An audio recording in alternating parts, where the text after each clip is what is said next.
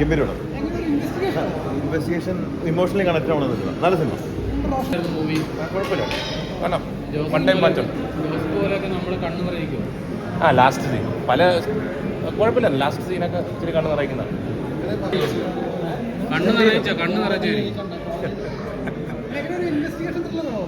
നല്ലൊരു ക്രൈം ത്രില്ലറാണ്.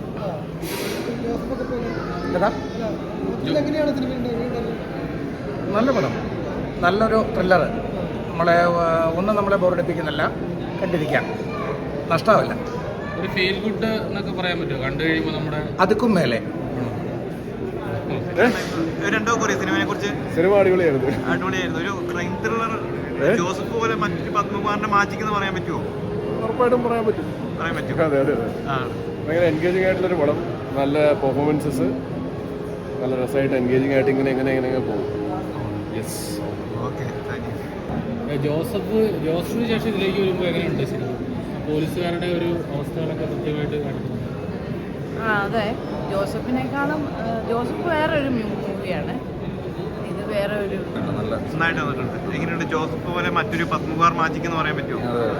ഒരു emotional seat അടിച്ച് ത്രില്ലർ എന്ന് പറയാൻ പറ്റുമോ? നമുക്ക് ഒരു സീറ്റ് അടിച്ച് ത്രില്ലർ എന്ന് പറയാൻ പറ്റുമോ? അങ്ങനെ ഒരു പ്രത്യേക ഇമോഷൻ ഉണ്ടാക്കപ്പെടുന്നത്. നന്നായിട്ട് നല്ല വർക്കാണ്.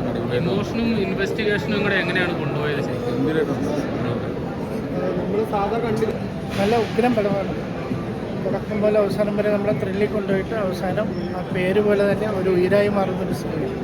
റിയൽ സ്റ്റോറിയാണ്. അത് അവസാനം അത് കാണിക്കുന്നുണ്ട്. അവസാനം അതിൻ്റെ ഫീൽ നമുക്ക് കിട്ടും.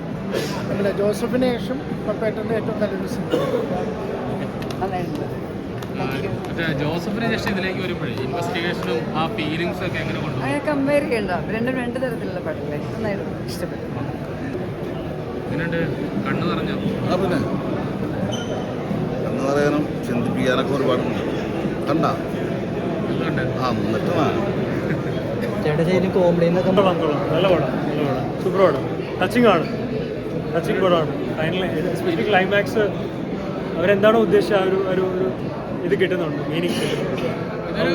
റിയൽ സ്റ്റോറിയാണല്ലോ, അപ്പോൾ അത് എത്രമാത്രം സിനിമയിലേക്ക് വന്നപ്പോൾ അത് ഫീൽ ചെയ്തു?